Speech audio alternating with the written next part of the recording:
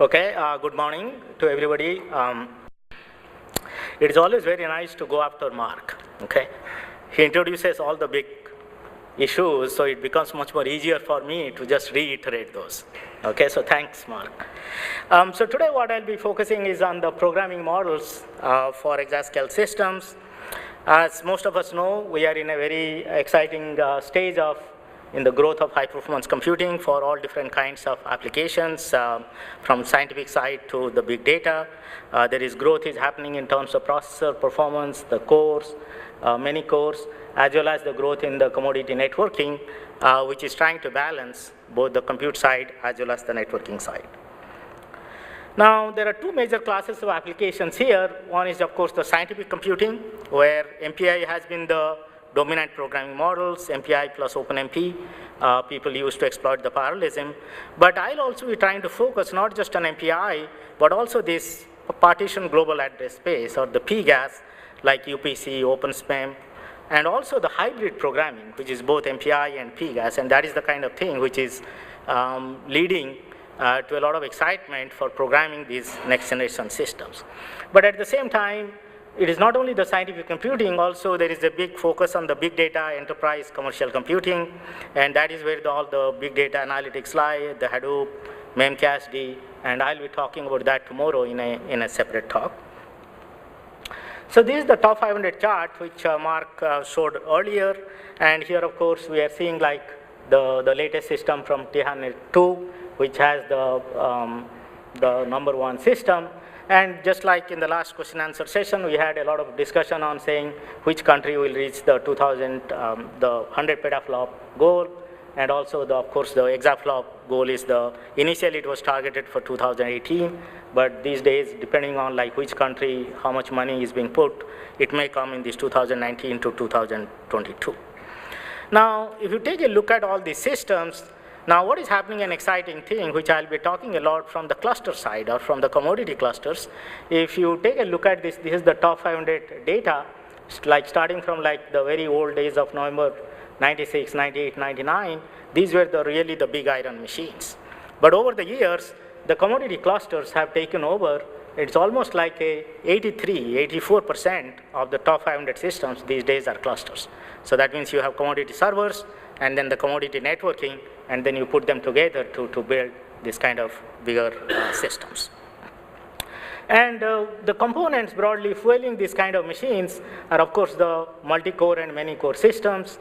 InfiniBand is, of course, a big component in that ecosystem. I'll be talking more on that. But to add those things, these are the two kinds of accelerators and coprocessors coming, either from the NVIDIA side, the GPU, or from the Intel side and the Intel mic. So if you take a look at all these systems, Tihange 2, Titan, Stampede, Tihange, so they are trying to combine both the commodity networking InfiniBand as well as like the accelerators. And just on the InfiniBand side, here you will be seeing this is the latest things from the November 2013 list.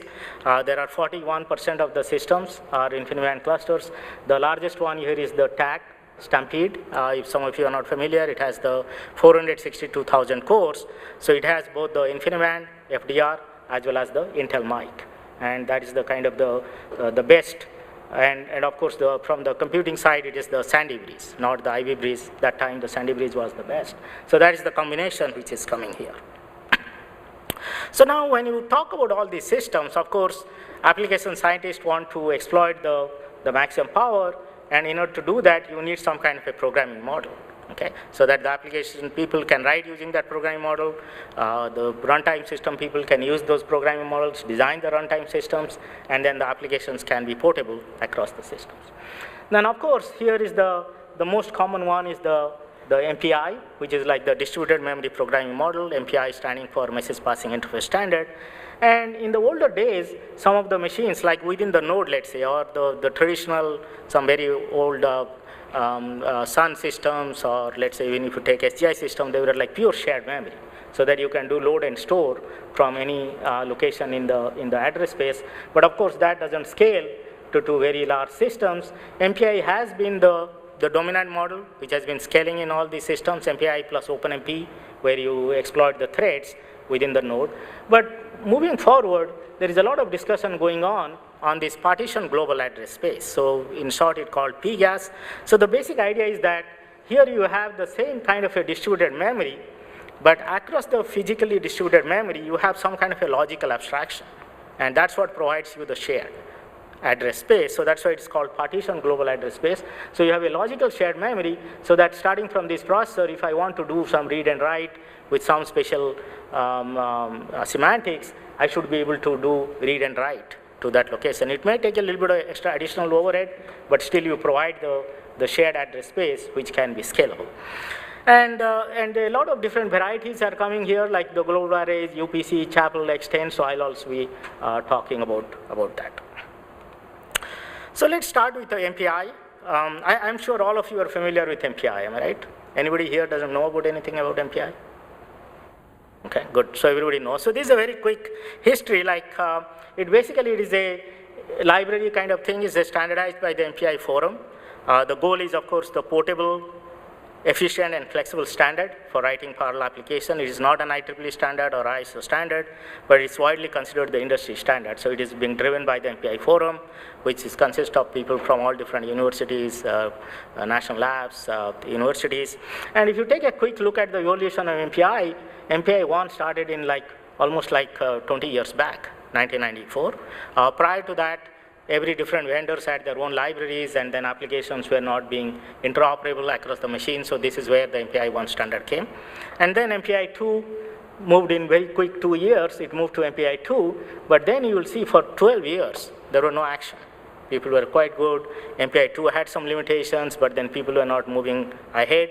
So then in the 2008, the MPI forum again reconvened, and then the MPI 3 standard was introduced almost 1 year back, immediately before supercomputing 2012. And then after that, the MPI forum has been steadily meeting to discuss about the MPI 3.1, 3.2, even 4.0, and discussions are continuously taking place. So what does the MPI library provides? The major features are, here we'll see the point-to-point two-sided communication. So that means if I want to do a send and somebody else has to do receive, what is the standard semantics? And what kind of options are there? So that is the standard two-sided. Now on top of that, as many of you know, like in the scientific application, it is not just the point-to-point matters, but a lot of things matters the collective communication. So that means this is where a lot of processes exchange data, like the broadcast, reduce, all-to-all. So these are again, has been standardized, this is the standard semantics, the way the collective communication should happen. And then in the MPI 2, this one-sided communication started, because when you do a two-sided, there is always some overhead. Like I am trying to send data, but then you need to be ready to receive the data. On the other hand, the one-sided say that, okay, can I just send you the data even though you are not ready? You can come back later on and check for the data. So that is actually intuitively is good, because you can exploit performance. But then what happened is the MPI 2, the way it was introduced, it had actually a lot of overhead. So that's why people didn't jump into that very quickly. But the MPI 3 has revamped that. I'll be talking about that, called remote memory access, or RMA. So in that case, the MPI 3 one-sided operations are much more easier. The two other things the primary MPI provides, like the job startup, even though you say that, oh, it's nothing to do with MPI, but it's the first thing. It's just like a car. I mean, your car you need to start it before drive. The same thing happens when you are launching like 1 million processes. How much time does it take, the job startup? How quickly I can do the job getting started, then I can actually go to the execution. And then, of course, the final thing is the parallel I/O, because in addition to communication, you also need the data movement, which is the I/O. Now, if you take the MPI standard, and now let's see the Exascale Systems, and this is actually the table originally from the DOE Exascale report by Jack. And here you will see that the report, when it was prepared 2010, that time they had kept the target as a 2018, and it shows actually what is the kind of differences you see along all these dimensions, and then the last column is saying what is in order. Okay? Of course, there are all different metrics here, the system peak, power, memory, node performance, etc. But let's just focus on some 4 important things here in terms of the network. And so here you will see that the first one is a node concurrency. So let's say this was in the 2010, it was 12 processes there, and these days, if you see a modern node, 36 or 48 processes are there. And on the Exascale time frame, we are talking about like 1,000 or 10,000 cores in one node. So that's like within the node. Then of course we need to worry about the total node interconnect bandwidth. So in this case, like in the 2010, it was 3.5 gigabytes per second, but here we are talking like mostly 200 to 400 gigabytes per second. So there is a order of 100 difference. And then the system size in terms of the nodes, for the Exascale, we are looking about like 100,000 or 1 million nodes. Okay, so this will be like a order of 100 to 1,000 difference. And finally, it is the concurrency. So the concurrency could be different than the actual number of nodes because you have processes, and then in process you also have threads. So the broad idea here is, again, since we are seeing the higher memory wall, so by the time you want to get the data, you don't want to keep the processors idle. So that means you need to come up with some latency ID techniques or some specialized multi-threading techniques. So here we are looking for like almost a billion kind of threads in the system to overlap with the to exploit the latency hiding techniques.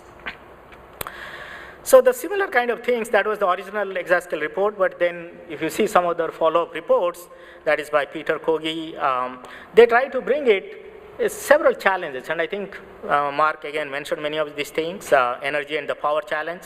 So that is the biggest thing, like how to solve the power requirement, because the data movement consumes power and we want to consume that. Memory and storage challenge. And then this is the concurrency I was telling.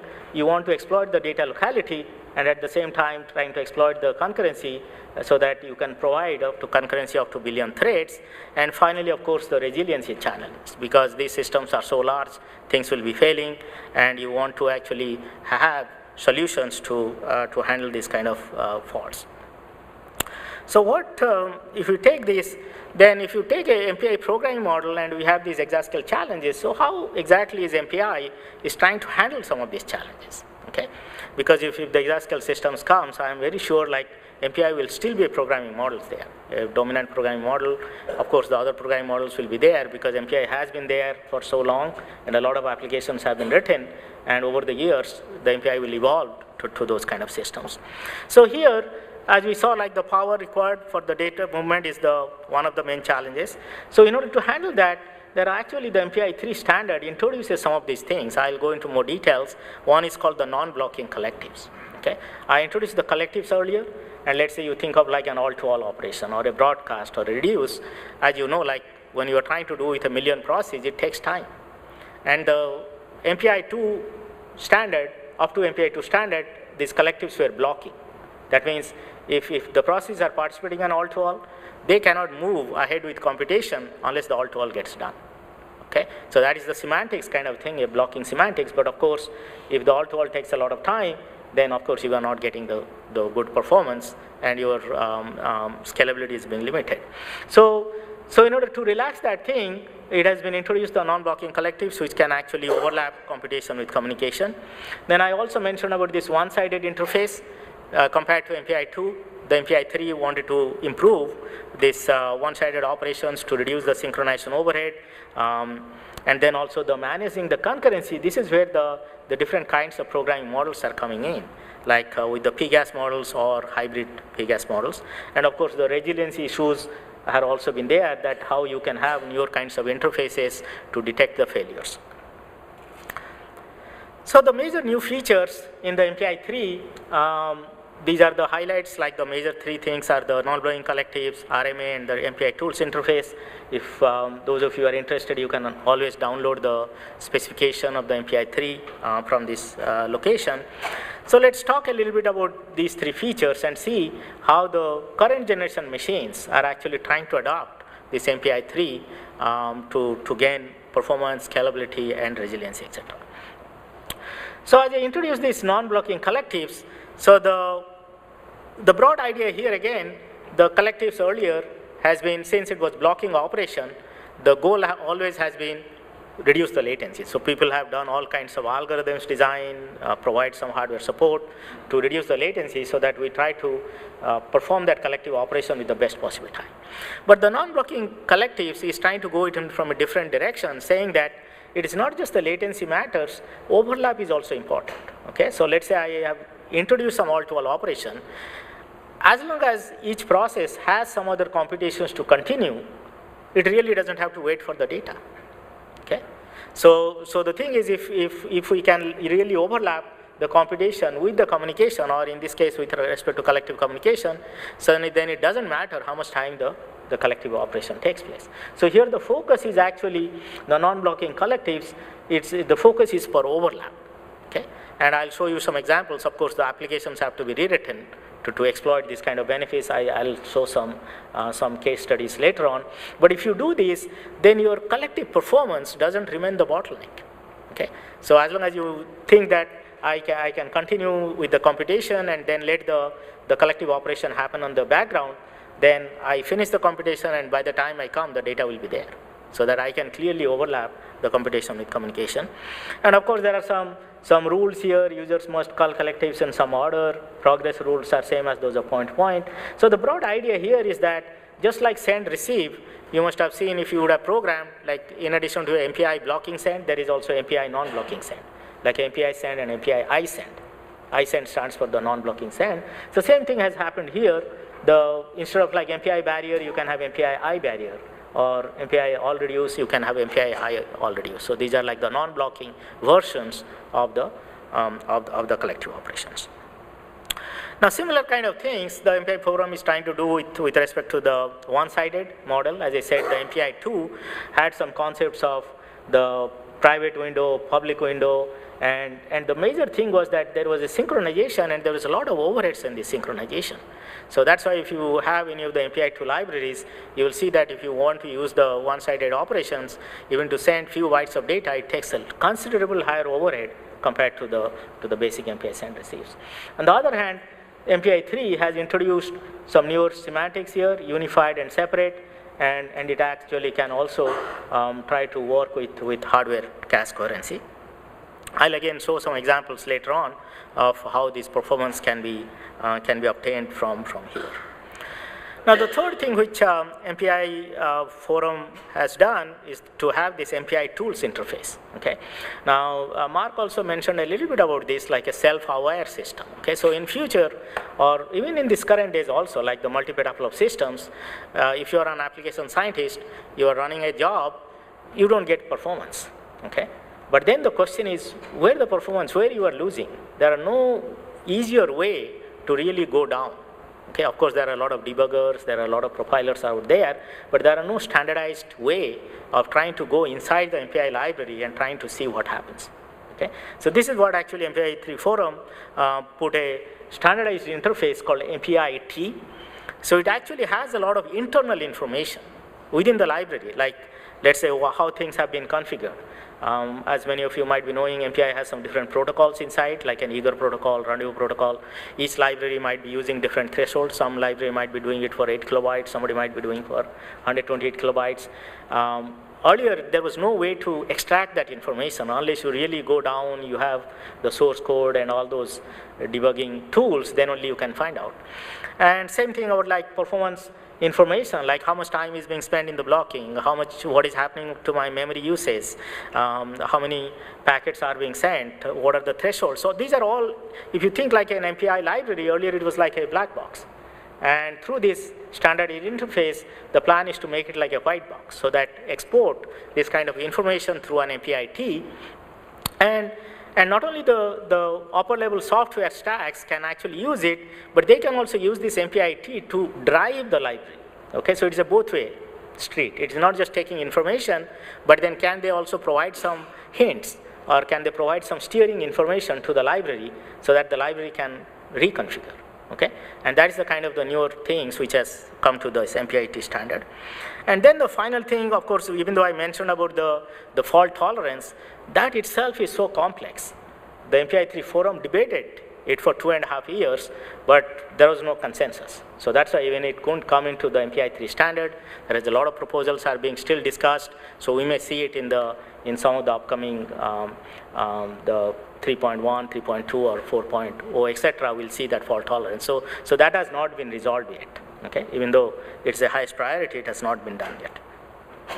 So now let's shift the gear a little bit, saying this is happening in the MPI side, what is happening on the PGAS side. Now, as I indicated earlier, this PGAS, the partition global address space models, the features are like simple shared memory abstractions. So that means you can just, the users can just do read and write. It's a lightweight, one-sided communication, unlike like MPI, where you have to have a lot of semantics. Here the question is, can we do it in a simpler manner? But the broad goal is that if your application has irregular communication, this is where the benefits come. Okay, and I'll really show some examples later on how you can do that. And over the last decade, there are a lot of work is taking place here, like a language-driven approach, like a unified parallel C or UPC, co-array Fortran, X10, library-based approach like OpenSHMEM, global arrays, etc. So I'll just focus a little bit on the UPC and OpenSHMEM here. So the UPC is basically a parallel extension to the C standard, and it was actually introduced in 1999. And after that, all different kinds of versions are being proposed with better semantics. So the latest one is in the progress is 1.3, is a UPC consortium. It has people from all different academia, government, and commercial institutions. And it is also supported by several UPC compilers, vendor-based, as well as some open source compilers. And the aim is to have high performance, coding efficiency, as well as irregular applications. So this primarily comes from the compiler driven approach. And at the same time, is a library-based approach which is gaining momentum, is called the OpenSHMEM. In the earlier days, there were a lot of different vendors like the Cray, SGI, Quadrix, HP, there is a global generalized SHMEM. So a lot of these SHMEM designs were there. Okay? So the SHMEM again stands for the shared memory abstraction, where you can, with a very light overhead, you can do read and write from different locations. Now, even though all are very similar, over the years, like they have diversified a little bit, like there are minor semantics difference. Okay? But then what has happened is that actually made all the applications code non-portable. So for the last few years, the Oak Ridge National Lab has taken a lead here together with the University of Houston to come up with an open specification to consolidate all these various SHMEM versions into a widely accepted standard. So there is the OpenSHMEM specification version 1.0 is available there, and that is actually based on the SGI SHMEM as the baseline. Okay? So the idea is that if you write things now using the OpenSHMEM, you should be able to, and if the machines support OpenSHMEM libraries, so you should be able to have your applications in a portable manner. Now, not only these two directions are happening, MPI and then the PGAS, now the question is, can they be combined? Okay, and this is where actually a lot of focus is taking place. The goals, the motivations are like this. Of course, the modern systems are becoming very hierarchical. I mean, you will see like the socket, then the nodes, bunch of nodes within a rack, then across the switches. So in that kind of a hierarchical architectures, you have multiple address space. So the question is that, can we have MPI plus PGAS? So that means MPI can handle very well in the across address space, and then the PGAS can do it within the address space. And if we can combine these kind of things, then you can try to take advantage from both of these. The second one is that if you take a look at these applications, I mean, of course, there are a lot of applications which are written with MPI. Those are good for regular applications, but when irregular applications come, the question is, can we rewrite that? And rewriting these entire applications might be very complex. Okay? But the question is, can we take some parts of it and then rewrite? And can we get some performance here? If we can do that, then we can actually do a mix and match. And this is showing an animation here. So let's say you have an application which has several kernels. They are all written with MPI, and you are not getting good performance. Might be that two of these kernels are actually trying to handle irregular communication, but you are trying to write it using MPI, and that's why they are not efficient. Okay? So the question is, if we can take those two kernels out from MPI, but try to rewrite in some PGAS and then put them together, can we get the performance out? Okay? And that actually, I'll show two examples which we have done in our group, and where you can see some very good benefits using these. So here the benefits come from not only distributed memory model, but also the shared memory model. So in fact, if you take a look at the Exascale report, it actually says hybrid programming is a practical way to program these next generation Exascale systems. So these are like the top level. If you take a look at all these different programming models, the MPI is one side, PGAS, and then the hybrid MPI+PGAS. Now the question is, for any machine, how do we design this, or how do we design the runtime or the software libraries? Because we need to take care of all the underlying system architecture, and this is where the biggest challenge lies. And here I'll show some through animation, saying, let's say we are having this multi-core, many-core architectures, all different networking technologies, accelerators. So you can think of like these are supply side, okay? Even you can include all these memory things, what Mark also mentioned. So these are the new technologies which are evolving. And then, of course, on the top, we have your end applications. The end applications on the kernels, they might be written with some libraries and middlewares, and they are written with some programming models. So the programming models actually come here. So this could be all the MPI, PGAS, or it could be, let's say for big data, it could be Hadoop, MapReduce, etc. So no matter what kind of technologies are there, we need to take the performance scalability here from this level to this level. And then if we can deliver these things at this level, then all the upper layers can take advantage of it. And that leads to, like, these are the communication library and runtime for any machine, or you need to take care of here, saying how do you handle all these point-to-point communication, collective, synchronization, I/O file systems, and fault tolerance, etc. Okay. Now, not only you need to design this, now what is happening, again, there is a lot of these things. You cannot just design here, because things are changing here, like those non-blocking collectives, for example. You need to modify the applications, okay? So that means there's a lot of opportunities here for co-design, okay? So that if we want to really design the next generation software stacks for the Exascale system, so we need to keep these entire things in mind for performance, scalability, and fault tolerance. So with that, let's try to ask a very broad question, saying, okay, what are the challenges in designing this MPI+X? So let's say put it as an X in a generic manner. It could be some kind of a PGAS. People don't know yet, but it's an MPI+X. So that is the notation which is floating around. So if we want to do this, first of all, these are like some of the bullets, some major bullets. It's not an exhaustive list, but first is that we want to have the scalability for million to billion processors. So that means we need to have support for highly efficient point-to-point communication. So when we say point-to-point, both two-sided as well as one-sided, and across the node, always within the node, even within the node also, within intra-socket, inter-socket. So you have to optimize all the different layers. And at the same time, we also need to design this with extremely minimum memory footprint. This is also becoming a big important issue as the system sizes are increasing. When you are trying to design libraries or runtime, internally you also need some memory. Like this could be your buffers, it could be your queues. And that itself, if it takes a lot of memory, then you are free with only little amount of memory for your applications, and the application scientists don't like that. So you need to actually design all these things with a very extreme small memory footprint. Then how do you balance intra-node and inter-node communication? As if you remember, I mentioned like each of the nodes will have 1,000, 10,000 cores. And then how do you balance the communication within the node versus across the node? You need to provide some support for efficient multi-threading. And then, of course, now all these GPUs and accelerators are coming. How do you actually integrate them into a seamless manner, okay, for your runtime? That is a big challenge, okay? Whether it is a mic or GPU, people don't want to like program them separately. People want to do them in a much more easier manner. And then, of course, all these collectives, all different kinds of directions are taking place: offload, non-blocking collectives, topology, power-aware, fault tolerance, quality of service support, and then the support for all these hybrid programming. So this is like a very broad map.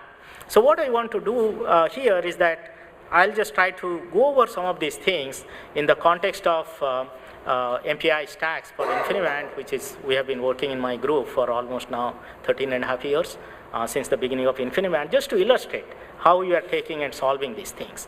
And even though I'll give you very concrete numbers against our stack, but the exactly same issues arise if you take any other MPI stack or any other PGAS stack.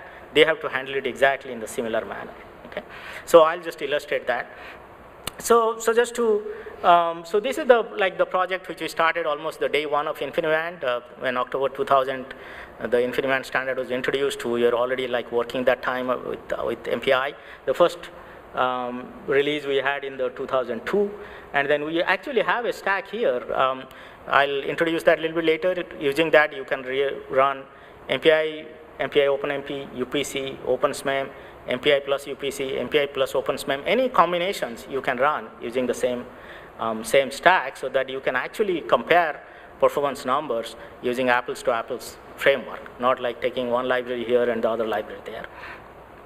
And then also we have integrated the support for GPUs and mic into that. I'll show some examples. For example, for GPUs, you don't have to touch CUDA at all. Everything is done within MPI stack itself.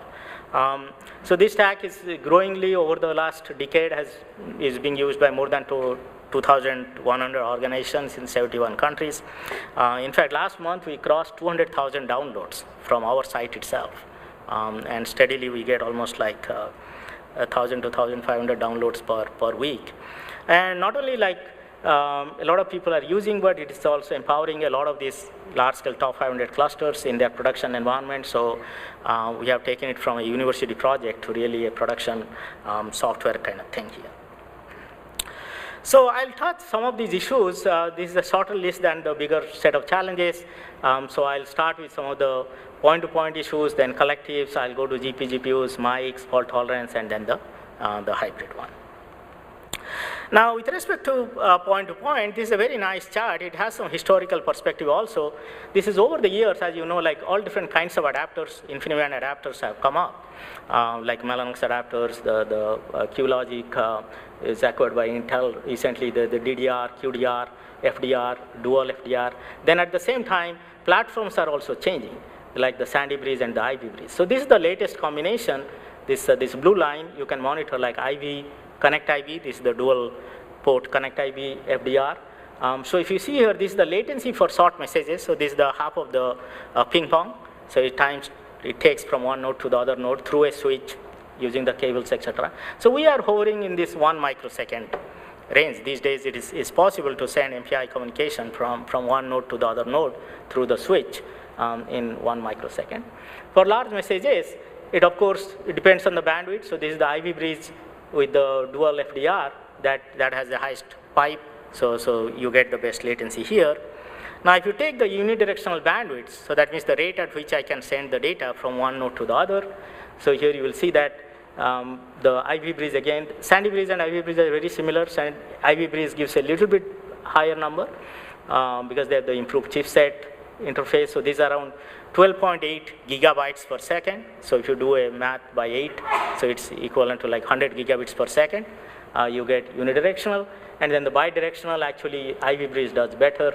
It's very close to 25 gigabytes per second. Times 8 is the 200 gigabits per second. Both way you can get. So this is like the node to node. But as I mentioned, like for moving forward into the systems, it's not just the node-to-node communication matters, it's also what happens within the node, because as the nodes are becoming fatter, a lot of communication happens within the node. So if you don't optimize those, you don't get the performance. And that also we have been introducing over the years, like different kinds of designs. And the latest one here is on the Ivy Breeze systems. This is like the intra-socket. So that means the cores within the socket. MPI communication can happen in 180 nanoseconds. Okay, the short message, we can move actually from one core to another core using 180 nanoseconds, and from core to a core of the other socket on the same node, that is the intra-socket, we get around like 450 nanoseconds. Now on top of that also, that is for the short messages, but for larger messages, many years we have been using a kernel module, some of you might be knowing, called Limit, which actually handles, instead of doing 2 copies, it can do actually 1 copy. But very recently, actually, the Linux stack actually has provided similar kind of an interface called CMA, cross memory attach. So you don't need a separate library, so you can actually use it using the existing call. So there, if you see, like this is the CMA, that is the green line kind of things. Still, Limit does a little bit better. But you can get, for very large messages, you can get very high bandwidth compared to the basic shared memory kind of things.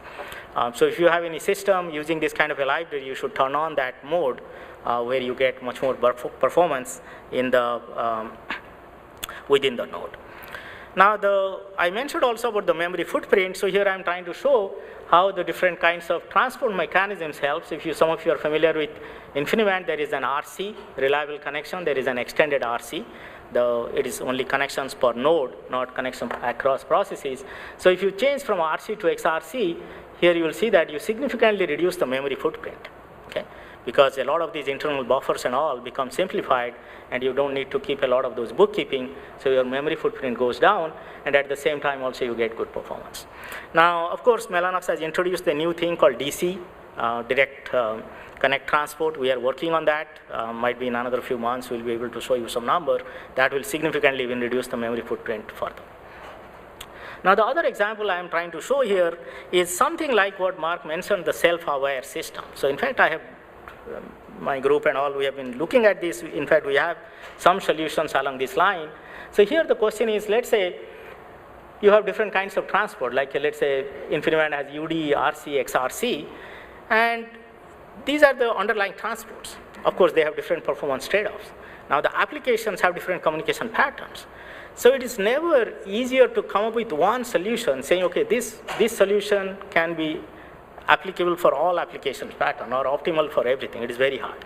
So what we have done is like a hybrid, just like an hybrid car. You can say that this actually learns. It is like the self-aware, what Mark mentioned. Internally, we have some counters. It actually tries to keep track of who is really communicating with whom, okay? And so we have basically like a combination of UD and RC.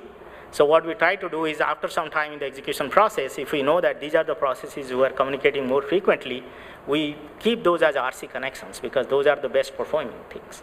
All other connections, we fall back to UD, okay? So that even though we have some penalty, but then since they are not critical, it will not affect the overall execution time, okay? It's just like the hybrid car kind of a concept. You can try to have a balance between gas and electric consumption, trying to deliver the best mileage per gallon, similar kind of things we have. And these have been there for several years. If you are really running large-scale applications, just turn on these knobs. These are all runtime variables, and you should really see very good performance with scalability. And we need a lot of these kind of things as moving forward because systems are becoming very complex. So while the applications are running, the runtime has to learn what is happening and then need to be adaptive so that you can deliver the best performance with scalability. Then let's switch to a little bit about the collective communication. Again, this is a big issue for very large scale systems. So first I'll start with the hardware multicast support in InfiniBand. As many of you might be knowing, this support is there. It was there earlier, then there were some performance issues, now they have been resolved. So this is the number from tag Stampede system. So if you see a small message here, we are trying to do the small message broadcast. You can always do point-to-point, like a binomial, k-nomial, those kind of things. So this is the red line. But if you use the hardware multicast, you see in 5 microseconds, around 5 microseconds, 5 to 10 microseconds, I can reach 100 to 1,000 cores, okay, because it is happening at the hardware. Of course, it is a UD base, there are some reliability issues, but these are all there within our library, so the end user doesn't have to worry about anything. The similar kind of things we see for large messages, and also you see the scalability, like let's say just 16-byte messages. As the system scales to 6K nodes, you can actually do broadcast in 5 microseconds. And that has impact on all other collectives also. You can use this support to optimize other collectives to get the best performance. Now, that is like across the node. Within the node again, there is a lot of this focus on shared memory aware collectives. And how do you detect the multiple layers? Because a lot of communications, as I showed earlier, like the shared memory, we can do it in like 180 nanoseconds. Now, instead of like sending a point-to-point messages, can we actually do data exchange using shared memory buffers? Okay, so that we give still the MPI semantics, but the underlying it is happening using purely read and write, not like MPI send, MPI receives. So if you do that, you will see the significant benefits here, reduce, all reduce, barriers, etc. So in the MVAPICHZ, these are all the newer designs which are default, you will see. So if you are using those, they can be optimized still further. We continuously work on those things, but broadly you will see very good performance here. Now let's come to that non-blocking collective I was introducing. So this is so the idea here is the MPI-3, as I mentioned, saying non-blocking collectives allows to have overlap of computation and communications. Now here we need to take care of two things. The first is, can hardware do this? Can the hardware support offload? And the latest Core Direct from InfiniBand, the Mellanox InfiniBand, have actually that support. So you can offload that to the adapter. So let's say the broadcast or reduce, all reduce, you just give some things to it. It's like a secretary, very intelligent secretary.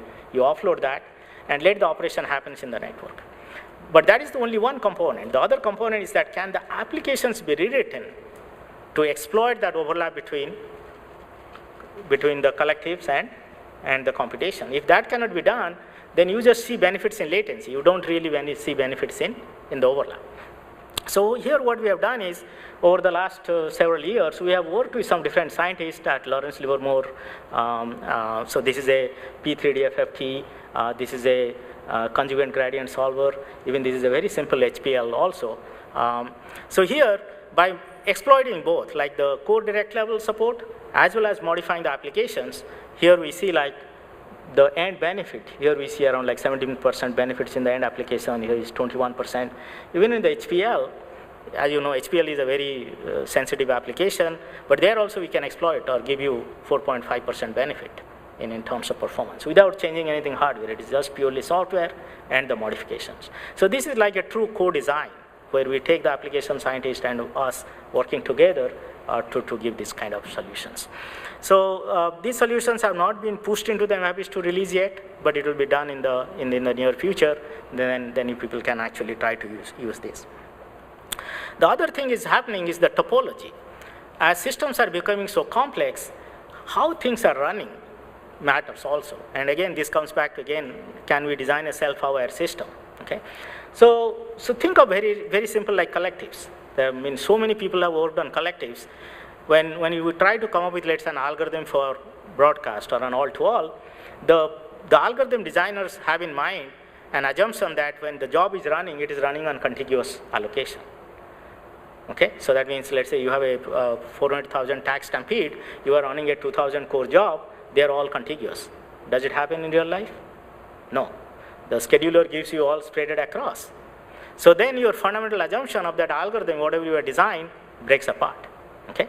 So the question is like, just like when we drive and we know like based on the traffic jam, we take some adaptive choices.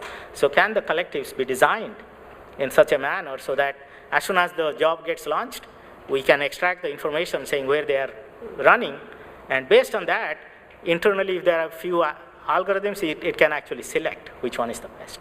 Okay? So there are a lot of challenges here, so that can we actually detect the topology in the IB? In fact, OpenSHMEM provides a very nice way. It actually has order of n square complexity. Recently we came up with a solution. This was the paper we presented at SC 2012. So we reduced that to a order of n algorithm. And then here what we have done is not just the collectives, even the point-to-point application, point-to-point communication, trying to come up with a good reordering of ranks. Okay, so let's say you have a 2,000 core and you are running an MPI job with 2,000 ranks. Now, which rank goes to where matters, because that's what is the communication will happen underlying. Okay, so here what we have done is like this is an application on a 2,000 2K runs. So if you see here, like these are the intra-node, and this is like the 1-hop communication, 2-hop, 5-hop, 7-hop communication.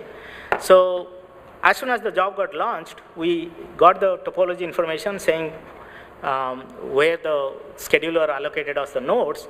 Then we know the communication pattern, and then we do some matching there, saying that look, instead of just the rank 0, MPI rank 0 going to core 0, it can go to core 10, or rank 1 can go to core 35. If you do this kind of a reordering, in the right-hand side, you will see this red line, which is intra-node. We significantly increase the intra-node. That means more communications are happening within the node. Then more communications are happening within the rack. More communications are happening within the blade. And then across the communications are reduced. And if we do that, here we see around like almost 15% benefits in overall application execution time. Okay? So these are the kind of things we need to think as we move forward to have it inside the runtime library so that we can actually try to take advantage of the underlying system to deliver the performance. Then this is another example. Again, it hits to what Mark was telling, power aware. as Mark indicated, like in the future we need to run an application with some power budgets. But the question is, yes, we can do that, but then the underlying runtime or the library needs to have all those tools to do that or to achieve that. So here an example, like this is an all-to-all algorithm. Of course, people have used a lot of like this DVFS technologies and all to reduce the power when trying to do all-to-all. In fact, we moved ahead a little bit to the next stage, saying, let's say you are trying to do all-to-all. All-to-all, as you know, is a very complex operation. So if everybody starts pushing the data, nobody moves. It is like the football game in any town, okay? But on the other hand, if you orchestrate them properly, like let's say I have a 48-core node, instead of 48 cores trying to send the data, let's 24 cores first send the data. Other 24 cores, we can bring the voltage down significantly, okay? Then in the second phase, we allow these other 24 cores to send the data and then put the other 24s to down. So if you see here, look, we can get a 32% benefits in power, but performance might get hit here 5%. Okay? So this comes back to exactly what Mark was telling. You can specify now saying, look, I want to run this job with 30% less power consumption, or you put your power figure there. So it will run within that limit because the underlying all-to-all, in this case it's like, let's say, CPMD application, which is dominant by all-to-all. If the underlying library has that support, now we can actually achieve that at the higher level. So more and more these kind of designs we need to put within the library to achieve the higher goals of self-aware systems. So now let's move ahead a little bit. These are the like point-to-point collectives. How about GPU? So now GPUs accelerators are becoming very important. So here, few years back, as you know, like a GPU-Direct has been there. So that means this is the collaboration between NVIDIA and Mellanox. So you take the data and then take the data out. Still there was like one copy there. Now, this was like 3 years back when we saw most of the people were trying to write programs using CUDA. That means you do a CUDA mem copy, then you do MPI send, then you do another CUDA mem copy to get the data. So we identified these as high productivity but poor performance, okay, because it takes so much time. Of course, there are advanced users who try to do a lot of optimizations, like this is an animation, like a pipeline send. So you do MPI, so you remain in the loop, divide the messages and do MPI I send, and then finally you do the MPI receive. This is also good. It delivers you high performance, but it's poor productivity. The end engineer, the end scientist, instead of looking at his or her domain, science, they're looking at what GPU does, what is the CUDA size, and all those things. So we asked the question that, can we make it simpler? Like a CUDA-aware MPI, okay? So that the end user doesn't have to touch CUDA call at all. So we took similar kind of operations, and exactly if you see here, this is happening inside the MPI library, okay? So the end user just does MPI send, MPI receive. Just like you were doing from host memory, now you can do it with a GPU memory, okay? And in fact, the NVIDIA's CUDA version 4.0 onward provided the unified virtual addressing, so that made life simpler. So that leads to the real high performance and high productivity, so that the end user doesn't have to touch the CUDA at all. So we did some initial studies. This was like an ISC 11 paper where we showed that, look, this is the very naive approach, this is the intelligent approach, but the green line, which is the CUDA-aware MPI, can in fact give you much more better performance because we can tune all the things within the library. And after that, actually, NVIDIA gave us some funding to take the design and put it into the MVAPICHZ library. So for the last several years, we have been like this is there in our MVAPICHZ library, not only the basic design, but advanced design, CUDA, IPC, everything is there.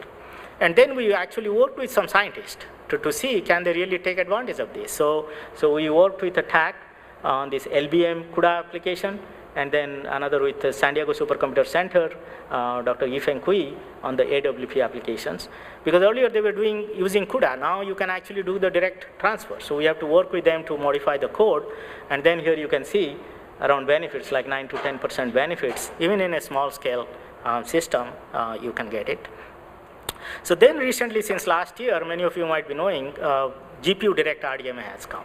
So that means you can actually do the data instead of going to the memory, you can actually directly communicate across InfiniBand and GPU. So this is already available. In fact, I'll go into a little bit more details on that. Now, even though you do that, let's say for the current latest systems, you will see still there are some limitations. For example, here, so let's say this is a GPU, this is an InfiniBand. When trying to read data from InfiniBand, that means coming from the network and trying to write to GPU memory is good performance. But when we are trying to do the read, it is still poor. Okay? So that is more on the peer-to-peer bottlenecks in the Sandy Bridge system. So in order to avoid that, we have a hybrid design. So that means sometimes we take the data through here, some other times we take through the host and send it, because the host first path is still optimized. Okay? And if you do that, these are some of the numbers. In fact, these are the very latest numbers which we showed at SC. Also, this is taking Intel Ivy Breeze, the latest K40 from NVIDIA, and also the Connect IB Dual Rail. So that is the latest of all these three technologies. So here you will see that we can reduce the communication latency. So this is the latency significantly to like 5.49 microsecond instead of like 17 microsecond, whatever the typical operation happens. And bandwidth wise, the intermediate message bandwidth we can significantly improve by a factor of like 4x. And unidirectional bandwidth, still it doesn't make any difference, like the dual rail versus the GDR or not. But in the bidirectional bandwidth, it matters, because now we are communicating both ways, so that the peer-to-peer bottleneck is no longer there, and we can get almost like another 19% benefits here. And so that is like the basic send receive. Again, these are some of the applications. So if you have some applications which are using short messages, you should see the benefits with the GDR. So here we have like two platforms. This is the Sandy Breeze Tesla, and then this is the Ivy Breeze and Tesla K40. So you can see around like a 15% benefits. And here it's just in the communication, we can reduce around 30%. Now, very recently we have started, so those are the two-sided operations. Now we have started with a one-sided operations, and these are very fresh numbers. Actually, we got it yesterday night. I'm just putting it here. You can see that this is a one-sided number, like GPU to GPU. Think of like we are taking GPU through network to the other GPU, 2 microsecond latency using GDR. Of course, this is MPI-3 RMA operation, not two-sided. So this is a MPI-3 RMA. This is especially with the put plus flush semantics. So we can get like a 2 microsecond latency, and we can significantly also introduce increase the message rate kind of things. But then of course your application has to be rewritten to take advantage of MPI-3. It will not just come free. Okay, so we are first trying to provide the support, then we'll work with the application scientists to modify their applications and see the benefits. So if you want to get started with GDR, so we have a public release available. Just go to our site. But of course, you need several components: the Mellanox OFED 2.1, the corresponding NVIDIA drivers, and then the GPU direct support. So you need to put it together to get this kind of benefits. Okay, but these are all publicly available, so you should be able to experiment with these. Now let me move a little bit into the mic side. So again, the Intel mic has come into play now to provide all these different kinds of supports. This chart you might have seen, like different programming models, host only or offload mode, symmetric, where MPI programs run both, or it is only coprocessor. So in this context, in fact, if you take a look at like where the basic data movement happens. So here if you think all those different models, of course, your MPI process can be here on the node, several can be within the node, some can be on this mic, this can be on mic. So all these various configurations, first we try to analyze, like what are the all possible data movement? Okay, can anybody have guess, like how many possible data movement? For example, let's say this is one data movement intra-socket, okay? This is inter-socket. This is like inter-node. Any guess how many such operations will happen? Okay, the answer is actually 11. If you go, okay, these are all possible data paths. So if you think saying that, okay, I have an MPI library which will try to support mic in all those modes, you have to optimize all these 11 paths. That is just for point-to-point communication. Okay, now talk about point-to-point two-sided. Then you talk about collectives. You talk about MPI-2 RMA, MPI-3 RMA. It's a much more complex thing to optimize libraries for this. So we have started doing some of these things. So I'll just touch only some few numbers. So this is the basic Intel provides the direct IB support. So let's say I have InfiniBand here and then the Xeon PHYs. Even though like between Sandy Breeze and IB Breeze, there's a big performance difference, you will see. So for example, here you see IB read. This is happening like the IB read is happening here. This is very poor. Even IB Breeze also, it's not that good. Okay, so these are like this is the intra-socket and this inter-socket. So these are the red lines are the poor numbers. Okay, compared to like what you will see that the peak-to-peak FDR bandwidth is around this 6,397 megabytes per second. So to avoid it, we have used a combination of schemes. Okay, sometimes we take it through memory, some other times through proxy. So there are multiple designs we are trying to provide here. Here it shows some sample numbers, like this is the basic MVAPICHZ, which can run on mic because it's x86 compatible, so you should run, but you don't get the performance. On the other hand, these are some of the point-to-point optimization we have done, where we see like really bandwidth, we can push it to very, very high numbers. This shows some application numbers. But very recently, we started optimizing the collectives also, because unless you optimize the collectives, your applications will not benefit. So this is some numbers we presented at the Hot Interconnect last year. So you can see like you need to totally rethink now the algorithms, because the old algorithms will not run efficiently, okay, because of all these different kinds of bottlenecks. So we are trying to introduce new sets of collectives here. This is also all gather, all-to-all kind of things. Now let me, since we have a little bit short time, let me skip this fault tolerance. I will be happy to talk to some of you, but let's touch a little bit on the hybrid programming. So the hybrid programming, currently what is happening is, first, either there are solutions out there. Like you can run here, let's say hybrid, you have the InfiniBand, then there's the MPI runtime. You run PGAS calls through PGAS, and then the MPI calls through MPI. But then you combine them, just like that. Okay, so there is a poor performance because the semantics mismatch are there, or some other solutions are like they have different separate runtimes, but then you are duplicating resources, so your memory footprint becomes much more larger. So instead, it can also lead to deadlocks because the runtimes are designed in a different manner. They don't support all the semantics.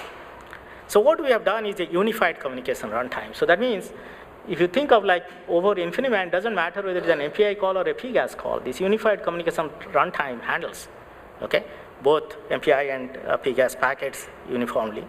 So with that, actually we have this MVAPICHZ stack. You can download, it has been there for several years. So you have all this capability. You can run MPI OpenMP, OpenSHMEM, UPC, MPI plus OpenSHMEM. This is MPI-3 compliant, and it has all the performance benefits.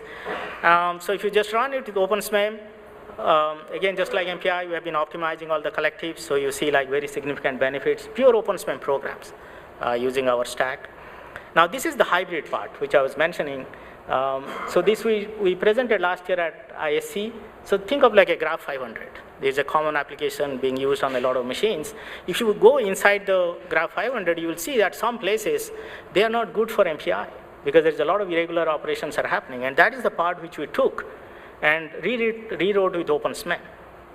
Okay, and here if you see on a 16K processes, we are able to get 13 times performance improvement, and it also delivers very good scalable, strong scalability, as well as weak scalability. And similar things we have done recently with the sort application. Okay, this is not like the Hadoop sort. This is the MPI level sort, but the same thing in the MPI pure. If you write MPI sort, it's not very good, but some portions we modified to OpenSHMEM, and now you can see like a 51% benefit here. And so that is the MPI OpenSHMEM. Similar things also you can see like a UPC. Here we are saying UPC collectives, or this is a NAS FT with MPI UPC. You get also similar kind of benefits. So these are some of the initial numbers I just want to show to demonstrate the potential for this hybrid programming. And if you have such an application, we'll be happy to talk with you how to take advantage of both MPI, OpenSHMEM, MPI, UPC. You can also download our stack and experiment with yourself and see whether you can get similar kind of benefits. So with this, let me just close here. As I indicated, like Through our MPI stack, we have been working towards this Exascale. I mentioned about this DCT. That is the latest Mellanox direct net transport. So we have a goal to reach the 500K 1 million core level. Then all this enhanced optimization with GPUs, co-processor support, the collective offload, the RMA support, and the extending the topology-aware collectives, power-aware collectives. Fault tolerance, I didn't have time, but I think the slides will be linked, so you can take a look at it, and then the hybrid programming. And tomorrow I'll be talking more on the big data side, that is in the tomorrow afternoon. But to conclude here, I just want to show, like, as we are heading into Exascale, especially in the commodity cluster market, InfiniBand with RDMA is giving a lot of momentum to us. But as we move towards Exascale, a lot of new solutions are needed. And I just demonstrated some of these benefits. And, but we need to, there is a big challenge lies ahead with us for the next 10 years or so. Like Mark indicated, 2025, we have 11 years. We have to keep on doing advanced research to come up with the software stacks to match with those machines in 2025. So with this, let me conclude here. I always flash this slide. I just come here and talk, but these are all my heroes who have done all the work in the last decade and the current things, so the credit goes to them. With this, if there are any very quick questions, I'll be happy to answer. Otherwise, I'm here today and tomorrow, and I'll be happy to talk with you. Thank you.